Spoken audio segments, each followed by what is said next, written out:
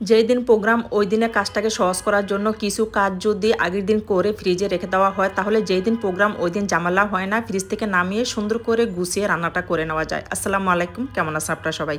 ছেলের জন্মদিন বাসায় একটু আয়োজন করব, সেই উপলক্ষে দিদারকে বলছি বাজারে গিয়ে ফ্রেশ মুরগি মাছ এগুলো নিয়ে আসার জন্য। সে মুরগি নিয়ে আসছে, দেশি মুরগি, ফার্মের মুরগি, চিংড়ি মাছ আর ডিম। যেহেতু বাসায় ডিম ছিল না সেজন্য বলছি একটু বেশি করে নিয়ে আসতে, বাসাও লাগবে সেজন্য। আর চিংড়ি মাছগুলা কেটে দেখছেন কি অবস্থা করছে, একদম ছোট করে ফেলছে। তাকে বলছিলাম মাথাটা যেন পরিষ্কার করে না আনে, কিন্তু সে কি করার, মাথাটা পরিষ্কার করে ছোট করে নিয়ে আসছে।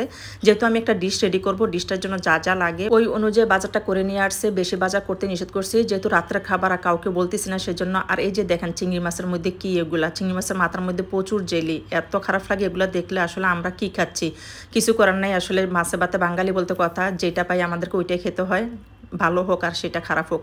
সব কিছু পরিষ্কার করে ফ্রিজে রেখে দিচ্ছি। এদিকে যেহেতু একটু কাবাব বানাবো, কাবাবটার জন্য একটু মাংস কেটে তারপর পেঁয়াজ কেটে এগুলো রেখে দিয়েছি। যেহেতু বাচ্চাদের স্কুল আছে, ডিউটি আছে, বাচ্চাদের স্কুলে ডিউটি করতে হবে। বাচ্চাদের স্কুল খোলা, যেহেতু একদিনে সব কিছু করা সম্ভব না, সেজন্য আগের দিন যতটুকু প্রয়োজন অতটুকু রেডি করে রাখতেছি। এদিকে আমার আদা পেস্ট রসুন পেস্টও শেষ হয়ে গেছে। আদা পেস্ট 3 কেজি, রসুন পেস্ট 3 কেজি করে নিচ্ছি। একসাথে অনেকগুলো করলে দেখা যাচ্ছে অনেকদিন চলে যায়। আর যেহেতু ব্লেন্ডার করি, আদাটা রসুনটা নষ্ট হয় না, অনেকদিন ভালো থাকে। আর আদা পেস্ট করার সময় আপনাদেরকে একটা টিপস বলি, প্রথম আদা পেস্ট করার সময় যে পানিটা দেওয়া হয় পরবর্তীতে আর পানি লাগে না। প্রথম এটা ডিশে নেওয়ার সময় একটু চেপে পানিটা নিয়ে ওই পানিটা দিয়ে কিন্তু আদা পেস্টটা করা হয়ে যায়, না হয় আদাটা একটু পাতলা হয়ে যায়, দেখতে ভালো লাগে না।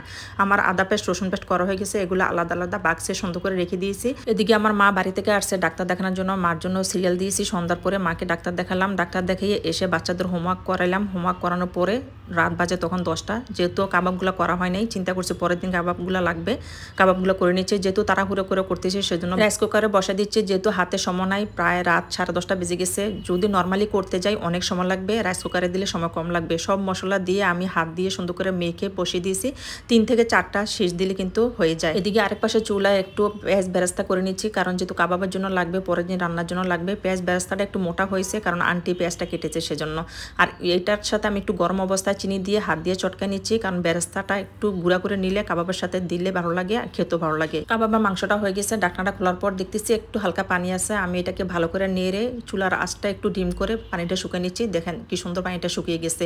যেহেতু আন্টি নাই, রাত হয়ে গেছে, এখন এটাকে ঠান্ডা করে আমি ব্লেন্ডার করব। যেহেতু আন্টি থাকলে আন্টি এটাকে সুন্দর করে পাটায় পিষে দিত, এখন আমার পক্ষে এটা পাটা পিষা সম্ভব না, অনেক সময় লাগবে, সেজন্য এই প্রথম আমি ব্লেন্ডার করে নিচ্ছি। আলহামদুলিল্লাহ অনেক সুন্দর হয়েছে, একটু সময় লেগেছে, অল্প অল্প করে করতে হয়েছে। ব্লেন্ডার করার পরে হাত দিয়ে দেখতেছিলাম কাবাবের মাংসটা ঠিক আছে কিনা। আলহামদুলিল্লাহ অনেক সুন্দর হয়েছে। যেহেতু কাবাবের মাংস বেশি না, আমি একটা ডিম দিয়েছি আর বেরেস্তাগুলো দিয়ে ভালো করে হাত দিয়ে মিক্স করে নিয়েছি। আমি কাবাবের সাথে আর কোনো কিছু মিক্স করি না, আমার কাছে ভালো লাগে না। আমার কাছে মনে হচ্ছে কাবাবের সাথে শুধু পেঁয়াজ বেরেস্তা আর হচ্ছে একটা ডিম দিলে এনাফ। যাই হোক, এটা রেডি হয়ে গেছে। আমি হাত দিয়ে সুন্দর করে চেপে চেপে এটাকে কাবাবের রূপ দিয়ে দিলাম, দিয়ে একটা ডিশে সুন্দর করে একে একে সাজিয়ে নিচ্ছি। এখানে প্রায় 1.5 কেজি মাংস, 1.5 কেজি মাংসতে প্রায় 1 ডিশ কাবাব হয়েছে। মাশাআল্লাহ অনেকগুলো কাবাব হয়েছে, দেখতে কিন্তু অনেক সুন্দর লাগতেছে। ছেলেকে বলছিলাম তোমার বার্থডে উপলক্ষে কিছুই করবো না, কিন্তু কি আর করা, যেহেতু মা হয়েছি, মায়ের মন তো আসলে কিছুতেই মানতেছে না। যাই হোক, যতই সময় থাকুক আর না থাকুক, ছেলের পছন্দের খাবারটা রেডি করে নিয়েছি।